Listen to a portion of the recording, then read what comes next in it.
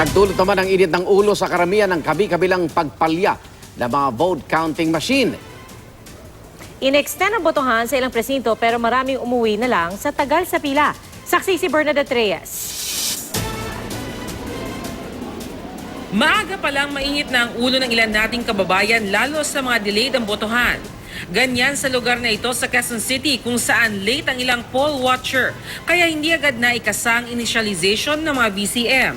Tulad sa mga nakaraang eleksyon, pahirapan ang paghahanap ng pangalan sa voters list. Kabilang sa mga pinakamalaking paaralan sa Pasig kung saan inabot ng 2 oras ang ilan.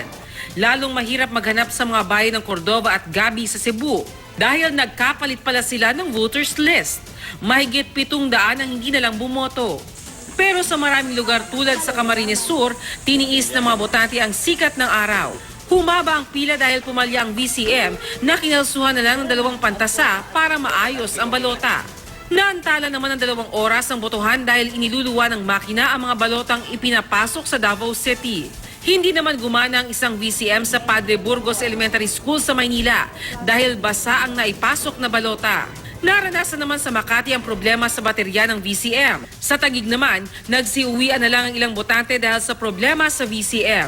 Laging problema ang paghihintay, kaya naman sa ilang lugar tulad sa Catbalogan, Samar, kinolekta na lang ang mga pinashade na balota para isubo na lang ng mga BAI sa mga VCM kung ayos na. Ayon sa COMELEC, napalitan daw nila ang may 150 nasirang mga VCM mula sa kabuuang mahigit 70,000 VCM. Sa gitna ng pagkasira ng mga VCM, nakatanggap naman ng tip ang Parish Pastoral Council for Responsible Voting. May mga itinago umanong vote counting machine sa ilang kwarto ng Novotel Hotel sa Araneta Center sa Cubao, Quezon City. Agad itong sinilip ng mga taga-COMELEC at natuklasang may mga staff ng Smartmatic ang naka-check-in sa 5th floor ng hotel. Kinausap ko ng Smartmatic at sabi ko merong aligasyon na nagtatago daw ng VCM sa hotel.